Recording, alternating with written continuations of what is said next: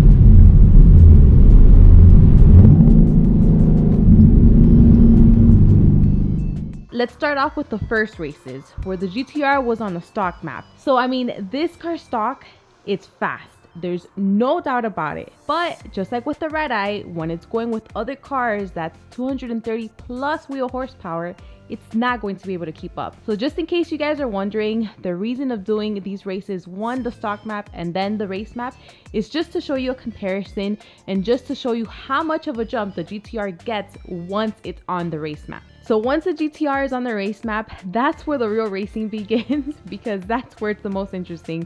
So let's start off with the 40 roll. So I'm in second gear and I knew I was going to spin. I mean, that was inevitable. And as soon as we took off, the GTR took the lead, and I was pretty surprised on how much closer the Camaro was to the GTR compared to when the Red Eye went against the GTR. But then if I remember when the Camaro went against the Red Eye, it makes sense. Now the 50 roll, I was in second gear. I know it's a strong gear for the Camaro. So as soon as we went, the Camaro pulled hard. I was able to take the lead and held it. Now the 60 roll, that by far was the most challenging one. So as soon as we went, the GTR had the lead, but then I slowly started inching up on him, and then I ended up taking him by about half a fender before I ended up shutting off early just because there was a car on the road that apparently didn't get the memo about the private road that day. So that's it for these races. Now the next races are going to be the Hellcat Red Eye against the Nissan GTR and the Camaro.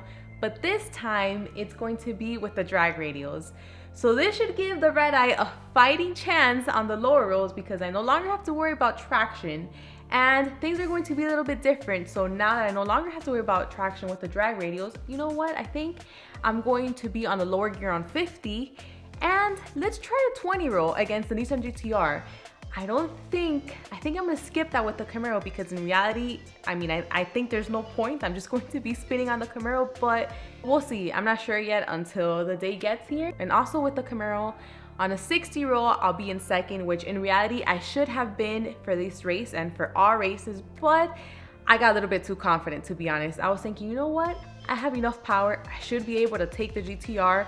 Third gear, big mistake because that was a really close one. So for the Hellcat Red Eye, I'll make sure to be in second gear. That's going to be a lot of fun, but I can't wait for that. Let's see what happens. Let's see what this car does now with the drag radials. So stay tuned for that. So I hope you guys enjoyed this video. Thank you so much for watching, and I'll see you on the next one.